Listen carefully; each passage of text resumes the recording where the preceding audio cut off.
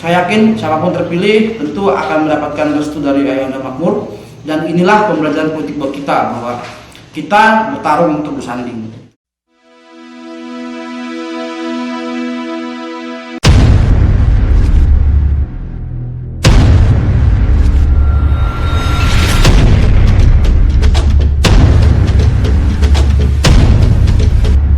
Assalamualaikum warahmatullahi wabarakatuh. Selamat datang. Bung Pipit aja kayaknya enak saya panggil ya, karena memang kan panggilan familiarnya kita Bung Pipit. Bung Pipit sekarang ini ketua Kadin, dan saya ingat betul karena saya juga bagian dari Kadin ya, dan posisi saya humas di Kadin. Saya ingat pada saat musda Kadin, kalau tidak salah 2017, pada saat Bung Pipit terpilih, sebelum pada saat momentum pemilihan, saya mewawancarai Bung Pipit saat itu. Saya tanyakan komitmen Bung Pipit supaya Kadin ini bisa diurus dengan baik. Bung Pipit menyatakan bahwa saya nonaktif dari kepengurusan Golkar, ya kan? Tujuannya supaya memang bisa fokus di ngurus Kadin. Dan itu Bung Pipit buktikan pada saat terpilih. Tidak tentang lama kantor Kadin disulap jadi luar biasa seperti sekarang. Tetapi belakangan saya lihat pada saat sudah berjalan, ini mau kepengurusan berakhir katanya. Tiba-tiba ujuk-ujuk saya lihat pengumumannya maju lagi, masuk lagi jadi wakil sekretaris di DPD tingkat 1 Kaltim Golkar ya. Kenapa comeback lagi nih? Sedikit panjang sih ceritanya ya. Dulu waktu saya memang maju sebagai ketua Kadin, saya punya beban berat besar. Bagaimana mengembalikan Kadin itu sesuai fungsinya. Karena Kadin itu ditetapkan, itu sebenarnya semacam lembaga ad hoc, karena dia ditetapkan oleh undang-undang tentang Kadin. Jadi bukan, kalau organisasi lain kan dia karena hasil munas bla bla bla. Tapi kalau Kadin itu kan undang-undang dasarnya. Bukan seperti organisasi lain. Dan memang dia induk organisasi usaha dan organisasi pengusaha. Saat itu saya mencoba mengembalikan fungsi Kadin, karena memang waktu itu pengurus Kadin saat sebelum saya mayoritas adalah kontraktor. Jadi sudah jadi rahasia umum. Saat itu memang tidak seharusnya, tidak seperti seharusnya yang harusnya menaungi seluruh bidang usaha sesuai undang-undang Kadin. Itu yang kemudian menjadi fokus utama saya, bahwa Kadin harus memberikan ke fungsi utamanya, bahwa ada banyak orang-orang yang harus dilibatkan sesuai dengan bidangnya masing-masing. Dan jujur saja saat saya terpilih, yang saya hadapi pertama adalah banyak yang protes, terutama kawan-kawan kontraktor yang kenapa sih nggak masuk pengurus Kadin? Kenapa? Mohon maaf, kuota kontraktor itu hanya kurang lebih 4 atau 5 orang. Selebihnya sesuai bidang. Ada yang bidang kehutanan, ya emang pelaku usaha kehutanan. Ya, perikanan memang perikanan, perkebunan memang perkebunan gitu. Jadi memang itu yang kemudian saya coba rangkul, saya coba kembalikan, dan tentu punya butuh yang betul-betul fokus. Dan saya waktu itu mengambil salah satu sikap untuk kemudian setelah mulai 2008 saya di Partai Golkar hingga tahun 2016, dan sekarang juga saya masih kader Golkar. Saat itu setelah selesai Pak Makmur, periode Pak Makmur selesai terpilih, beliau terpilih tahun 2000, periode kedua beliau terpilih tahun 2010, 2015 terakhir, tapi kemudian diperpanjang sampai 2016. Di situ kemudian beliau pergantian. Nah, saat itulah saya kemudian mengalami dilema, karena waktu itu memang dorongan untuk jadi ketua Kadin kuat sekali, dan memang saat itu memang cukup besar karena memang saya syarat yang memenuhi. Kemudian juga memang dorongan dari kawan-kawan tokoh-tokoh kita, dan satu lagi tadi sepertinya waktu yang tepat untuk saya mewujudkan impian untuk tadi melanjutkan pendidikan. Itulah yang kemudian mendasar saya untuk kemudian setelah selesai musda, di mana Pak Hadim Mustafa terpilih, saya langsung mohon izin menemui beliau. Sorenya langsung saya menemui beliau untuk menyampaikan keinginan saya untuk tidak masuk lagi di pengurus Partai Golkar. Sebuah hal yang baru saya berani lakukan adalah saat itu adalah saya belum pernah yang namanya membantah kata-kata Pak Makmur, karena selama saya mendampingi beliau, apapun dia sampaikan saya laksanakan. Tapi saat itulah saya baru pertama kali berani untuk tidak mengangkat telepon, karena malamnya mungkin beliau tahu Kalau kita mau Iya. tidak mau jadi Tidak. pengurus, Oh, itu telepon. dia hanya di Mustafa. Telepon terus. Oke. Saya nggak angkat. Itu saya tuh gugup banget. Paginya dikirim orang ke rumah. Iya. Dipanggil ke rumah. Saya sampai mohon maaf. Belum saya telepon lagi. Wah, udah saya nggak berani angkat. Oke. Saya nggak berani angkat. Baru seumur umur hidup saya berani buat ngakuin Terhadap itu. Pak Makmum. Oke. Karena selama orang berapa pasti tahu lah. Saya selama periode kedua itu saya betul-betul yang selalu mendampingi beliau di berbagai kegiatan Golkar ya. Bahkan waktu di Munas Bali itu saya sekamar sama beliau. Diminta sekamar oleh beliau, sekamar sama beliau di sana. Jadi memang karena saya kalau angkat telepon atau ketemu beliau dan beliau ngomong Pit tetap masuk, saya nggak akan bisa nolak. Oke. Kita tahu bagaimana beliau auranya, kemudian pengaruhnya ya luar biasa. Saya jujur saya belajar banyak dari beliau. Salah satu guru yang terbaik, politik terbaik yang saya terjalani. Saya nggak akan berani nolak kalau beliau minta. Itu yang membuat saya menghindar. Menghindar. Setelah menghindar, saya fokus ke Kadin. Memang jeda waktunya nggak jauh sama pemilihan Kadin. Dan ini kejadian nyata saat saya selesai terpilih malam hari. Besoknya paginya saya mengantar tamu provinsi ke bandara sendirian. Saya antar, pulangnya saya sendirian. Saat di mobil pagi hari itu pas di simpang kilo 5 tiba-tiba masuk pesan beliau. Saya stop. Hari itulah saya nangis baca pesan beliau. Mungkin beliau rupanya baru buka koran ya, berita tentang saya terpilih sebagai ketua Kadin. Dan komitmennya untuk tidak. Dan saya nggak ngomong itu di koran. Nggak ngomong itu. Cuma beliau macam ngomong di tempat kami ngomong. Saya nuliskan itu ngomong. Ya kemudian beliau sampaikan selamat ya Ananda atas amanah barunya, jalankan dengan baik. Wah demi Allah saya nangis tuh. Saya diem, parkir kiri, pinggir jalan saya nangis, saya balas terus. Kenapa nangis dengan ucapan beliau? Ya, kaget, karena yang artinya dengan situasi saya menghindar, kemudian dengan penuh dilema diri saya itu, tiba-tiba beliau ucapin itu kan ya. Saya langsung bilang, saya bisa mengerti. saya mohon maaf Anda. Sampai hari ini saya belum berani menemui Pian, saya belum berani cerita sama Pian. Mungkin ada waktunya saya siap, baru saya akan jelaskan semuanya. Karena memang jujur beliau waktu saya di Golkar selalu bilang, Pit, kau harap ya, kader kau baik-baik di Golkar, jangan kemana-mana, ya kan? Bantu di Golkar.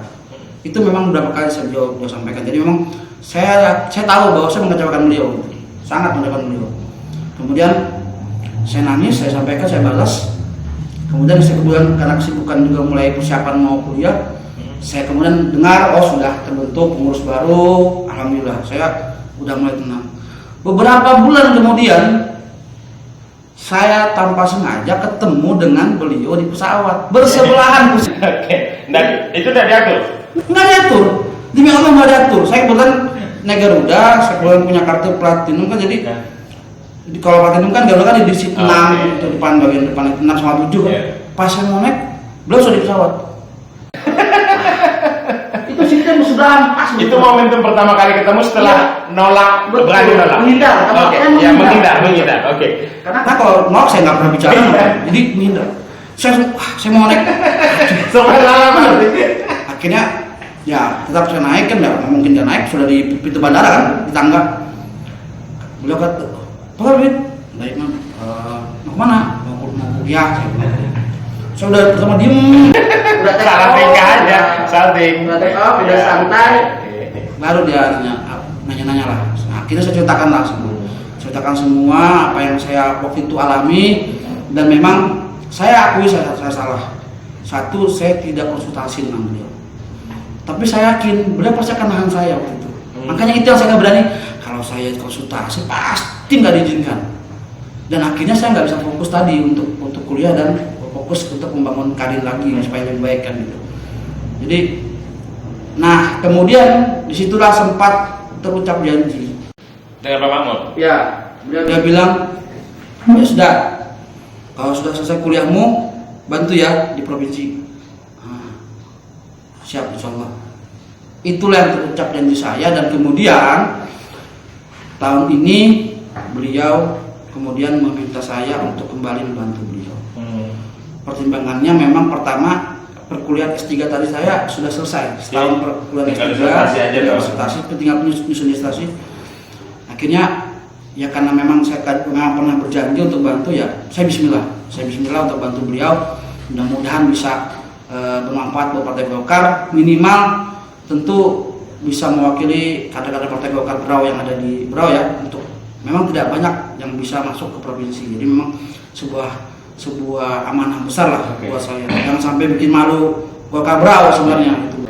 Harumnya Berau kan harumnya Berau di provinsi. Terakhir rasanya zaman Pak Anton Cipto. Setelah itu belum ada lagi yang bersinar. Sekarang Pak Makmur dengan Bung Pipit lah ada di sana. Pertanyaan saya sederhana nih Bung Pipit. Tadi kan pertama kalinya menghindari beliau, dan bagi Bung Pipit itu sesuatu langkah yang berani sekaligus dosa. Oke. Masih mau ngulangin enggak? Berat itu. Menentang Pak Makmur maksud saya. Enggak. Kalau menentang saya nggak menentang. Enggak, maksudnya menghindari. Kalau tanda kutip. Iya. Masih berani enggak? Masih mau ngulangin? Saya tadi kan sudah bilang. Itu sebuah kesalahan saya akui bahwa saya tidak bicara baik-baik dengan beliau pada konsultasi. Karena biar bagaimana saya percaya beliau orang yang demokratis. Karena beliau tidak orang yang beliau mengajarkan selama ini kepada kita. Saya pikir semua sama lah. Kita pintar-pintar merasa, jangan merasa pintar, jangan sombong. Dan selalu beliau bilang kalau diberi amanah, dipercaya orang, baik-baik laksanakan. Itu yang selalu saya pegang. Jadi memang saat mengambil keputusan terakhir untuk kembali aktif di Partai Golkar, itu tentu pertimbangannya adalah saya yakin beliau itu punya penilaian tersendiri lah kepada saya. Kenapa saya akhirnya bisa dimasukkan di Partai Golkar? Pertanyaan saya belum dijawab. Masih mau ngulangin? Insya Allah saya berusaha untuk sekarang terbuka. Jadi apapun itu yang kemudian terjadi, saya tentu akan lebih baik bicara lagi. Tidak mengulangi sebuah kesalahan yang tadi saya bilang, tidak konsultasi, tidak diskusi dengan beliau. Sudah pernah minta maaf langsung enggak dengan Pak Makmur kaitannya? Alhamdulillah sudah. Sudah ya. Oke, saya kembali kenapa saya harus ngulangin pertanyaan itu, masih mau ngulangin tidak? Ini kok jadi pertanyaannya kan? Harus. Karena saya lihat tadi sejarahnya pada saat mau masuk Kadin, kebetulan Hadi Mustafa Cakmus itu baru terpilih jadi ketua Golkar. Di situ pula momentum Bung Pipit untuk tidak memutuskan untuk tidak masuk di kepengurusan. Oke. Nah ini pas momentumnya. Kebetulan informasi yang kami dapat, insya Allah A1 Hadi Mustafa sudah mau berakhir masa jabatan, dan tidak ada halangan 15-16 Agustus ini Musda Golkar Berau. Oke. Kaitannya kenapa saya tanyakan? Masih mau ngulangin tidak? Nah, tadi sudah dijawab. Minum. Tegang kayaknya. Saya juga harus minum kayaknya ya kan. Harus minum juga kayaknya ini. Tahu enggak? Ya. Ini kenapa kami pajak? Tahu enggak kalau ini produk Berau? Ya tahu. Saya jujur, saya kemarin waktu begitu pertama kalinya launching, saya di rumah itu selalu siap. Kalau begitu selalu pesan 100 dus. Jujur kita punya kebanggaan ya bahwa Berau sudah punya produk lokal yang memang secara standar juga udah masuk. Jadi tidak ada alasan untuk tidak menggunakan. Dari sisi rasa juga saya rasa sama dengan produk luar. Harganya pun lebih murah. Seharusnya kita bisa lebih bangga dong dengan Destin kan? Betul. Kita harus dukung lah produk-produk lokal ini, kita dukung. Betul. Di rumah itu selalu siapkan 100 dus, nanti habis ya pesan lagi. Sayangnya pemerintah kita sampai hari ini tidak pernah saya temukan di kantong-kantong. Oh gitu ya. Itu aneh. Seharusnya kan pemerintah membina. Harusnya. Kita lanjut ke tadi. Kena masih mau dalam tanda kutip menentang, menghindar dan bau-bau itulah terhadap Pak Makmur gitu ya. Ini kaitannya dengan Musda Golkar. Kalau seandainya Pak Makmur meminta Bung Pipit, karena tadi sudah diminta bantu di provinsi, dan ada kemungkinan kalau kita lihat situasi politik saat ini, kita sama-sama tahu Musda Golkar Kaltim itu sampai ditunda dasarnya apa, kita sama tahu itu, oke? Sama-sama tahu. Dan bisa jadi akibat itu kemudian Pak Makmur merasa harus di Musda Golkar ini dalam tanda kutip harus bermain, dan harus orangnya, harus kadernya. Andainya Pak Makmur menyuruh Bung Pipit maju di pemilihan Musda Golkar ini melawan Busari ataupun Cakmus, dan ini perintah Pak Makmur, masih mau ngelawan enggak? Atau gimana sih? Jadi gini, Pertama, tentu seluruh kader partai, dan hanya Golkar ya. Pertama, satu, dia harus loyal dan siap melaksanakan perintah partai. Itu sudah jelas. Aturan mainnya kalau kita berpartai, perintah partai itu jelas harus dilaksanakan. Artinya, apapun itu sebagai kader tentu harus siap dan melaksanakan perintah partai. Itu yang pertama penegasannya. Tetapi kemudian terkait dengan Musda Golkar, saya percaya pertama adalah ada banyak kader-kader partai Golkar Berau yang punya potensi dan punya kemampuan lah untuk menjadi seorang ketua. Jadi memang partai Golkar ini partai besar, bukan partai kecil. Jadi sistem kaderisasinya juga banyak. Kader-kader partai juga alhamdulillah luar biasa. Dan saya percaya dalam situasi seperti ini, saya yakin Ayahanda Makmur itu orang yang demokratis. Ayahanda Makmur orang yang akan memberikan kesempatan seluas-luasnya kepada seluruh kader partai untuk silakan bertarung, silakan untuk berkompetisi secara sehat. Tentu kita selalu punya prinsip kita bertarung untuk bersanding. Artinya tidak dalam hal pertarungan itu antara menang kalah, tapi bertarung untuk bersanding bahwa kemudian yang menang merangkul yang kalah kemudian menjadi bagian dari pemenang. Jadi tidak ada yang kalah dan yang menang. Jadi tidak serta-merta bahwa akan ada kemudian ungkapan bahwa Pak Makmur akan mempersiapkan kadernya, karena semua ada kader.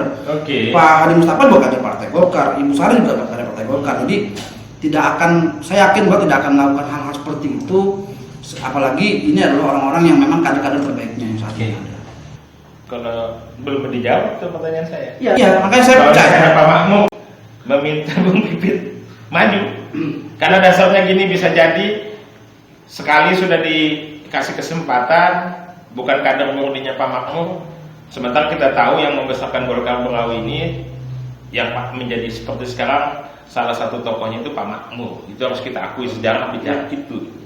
Dan ketika dikasih kesempatan kepada orang lain yang bukan murni kadernya, sementara tadi Bang Pipit sendiri menyatakan bahwa memang Bung Pipit lah yang diharapkan menjadi kadernya itu, dan ketika dikasih ke orang lain, dalam tanda kutip bermanuver pada saat kejadian Musda Golkar Kaltim, kan hal-hal seperti itu kan bisa membuat Pak Makmur berpikir untuk belajar.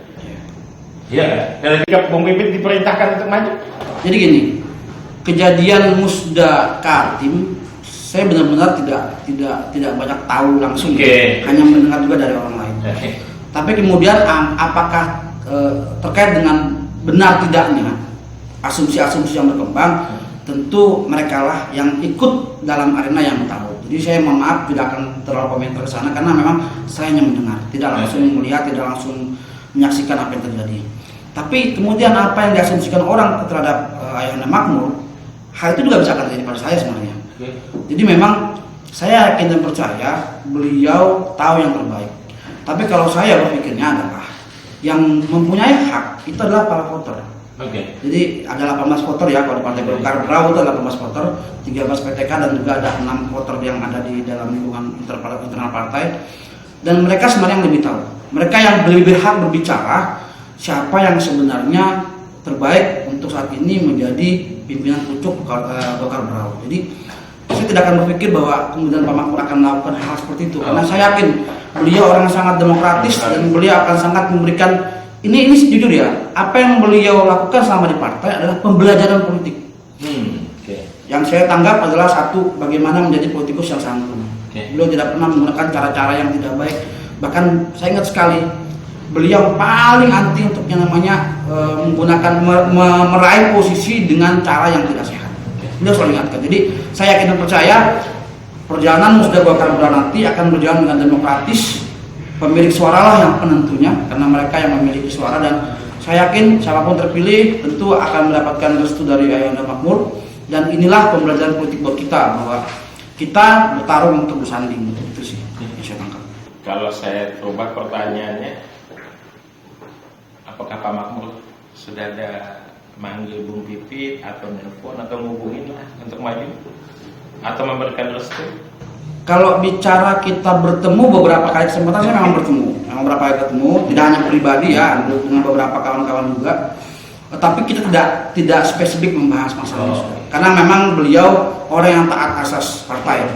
Beliau berapa kali selalu bilang terkait Musda Golkar Berau, menunggu dulu instruksi dari DPD 1. Apapun itu kita laksanakan. Jadi memang tidak, orang yang saya akuin lah tidak banyak bermain kalau terkait itu. Jadi asumsi orang salah kalau bicara beliau yang mau menyeting ini, mengatur ini, itu salah. Orang yang beliau sangat demokratis di dalam sebuah organisasi partai. Oke. Maju enggak pada musda Golkar? Kita lihat ke depan lah. Saya orang yang belum pernah punya rencana banyak. Oke. Selama ini saya hanya selalu bilang saya hanya hidup menjalani takdir yang Allah gariskan kepada saya. Kenapa? Saya dulu nggak pernah mimpi, nggak pernah punya rencana jadi ketua. Oke.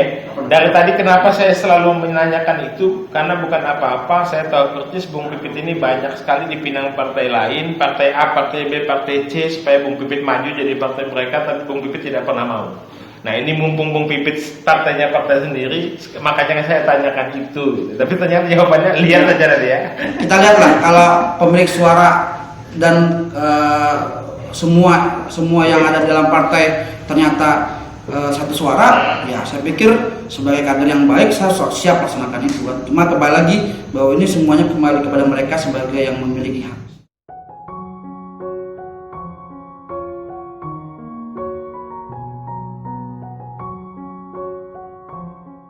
Ini sekarang ada media online baru, news. Harapan saya kepada seluruh masyarakat Kabupaten Berau kiranya bisa senantiasa untuk melakukan komunikasi, kemudian interaksi dengan news setiap saat. Nah, melalui ini saya mengajak kepada seluruh masyarakat, ayo mari kita tonton apa yang ditayangkan oleh news ini. Saya lihat dan saya dengar mereka punya konsep baru, wajib ini kelihatannya untuk dicoba, diketahui lebih dalam. Ceritanya, programnya ke depan bagus gitu ya. Mari kita ikuti dengan cara follow, subscribe, Like dan komen. supaya media ini bisa menjadi media yang menjadi favorit kita di masa yang akan datang. Bisa menjadi penyambung lidah masyarakat dengan pemerintah dan semua stakeholder.